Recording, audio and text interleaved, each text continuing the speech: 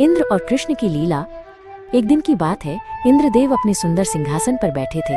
उनकी आंखें धरती लोक पर टिकी थी, जहां रंग बिरंगी लीलाएं हो रही। धरती पर वृंदावन के हरे भरे जंगलों में भगवान कृष्ण और प्यारी राधा अपनी मनमोहक लीलाएं कर रहे थे।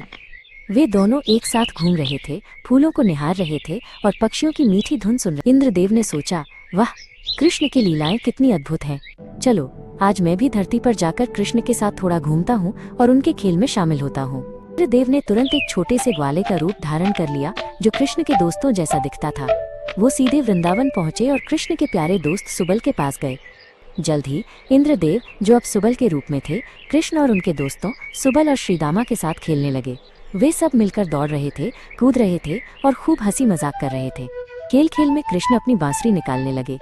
जैसे ही उन्होंने अपनी बांसुरी की धुन छेड़ी, पूरा वातावरण मधुर संगीत से भर गया।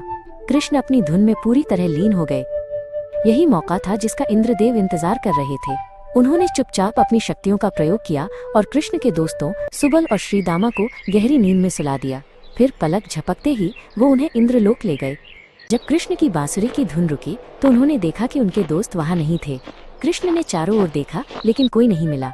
कृष्ण तुरंत समझ गए कि ये किसी की लीला है। कृष्ण ने अपनी दिव्य शक्तियों का प्रयोग किया। उन्होंने अपनी आंखें बंद की और पल भर में उनके दोस्त सुबल और श्रीदामा वापस वृंदावन में उनके पास आ गए, जैसे वे अभी अभी गहरी नींद से जागे हों। इंद्रदेव, जो छिपकर ये सब देख रहे थे, कृष्ण की शक्ति और दयालुता से प्रभावित हुए। वो तुरंत अपने असली रूप में प्रकट हुए और कृष्ण के सामने हाथ जोड़कर क्षमा मांगी। कृष्ण ने मुस्कुराते हुए उन्हें क्षमा कर दिया।